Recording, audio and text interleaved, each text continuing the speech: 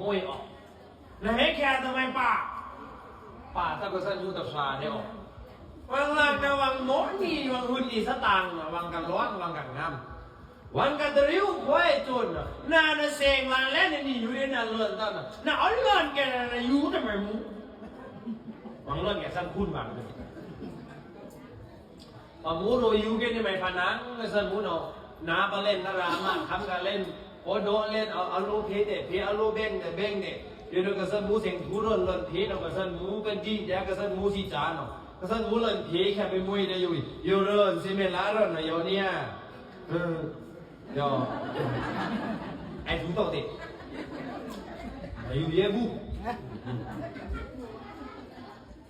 อะไรไม่ก็หนาวแต่ฟันเล่นบุญจะกูเนาะนี่ลูกโคแล้วลั่นอะไรแต่งามจังนี่นั่นโลไม่ต้องเดินโจรซ่าน่ะ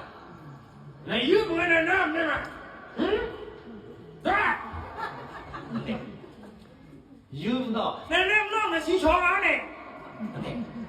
จุดนี้สีชงแล้วก็กูรู้เอาชงนี่เอาไปนะสีชงเห็นนะสีชงหน้านี่รู้จุดนี่ทอยอทำไมก็สั่นมูจะสีชงนะอาพุทธอาเต้งอาโครงเลยไม่ได้เงาเดียวเงาเนี่ยไม่เอาแต่เงาเพลงเงานี่ชงอยู่มาก็สั่นมูสีชงเนาะมีเมียนคุยมีเมียนขายเมียนจำซะเนาะทุกคนมันบางทานที่เรียนมันบางจุดมันทำนี่นอนนี่มันได้ไหมนี่มันได้ไหมชงซ้ำคุยแบบนี้ดีสุดมาได้ไหมชง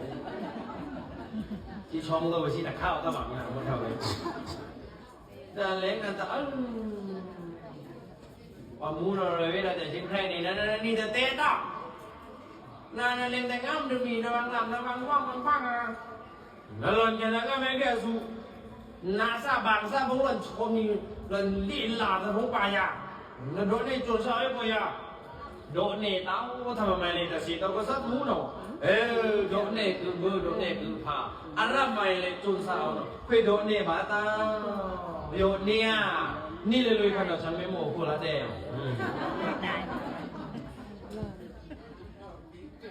ทำไมต่อมาเพตัวนี้นโลกาตัวนี้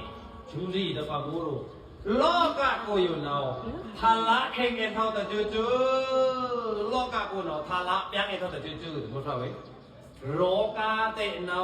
ทาชาเตเนาปิจิอุจาเตเนาละเข่งเท่าแต่มั้งครับเนาะนี่ก็ละด้าทาชาแต่นี่มาคาบาวังแต่มั้งครับนี่ก็ละด้าโลกาแต่นี่มาคาบาวัง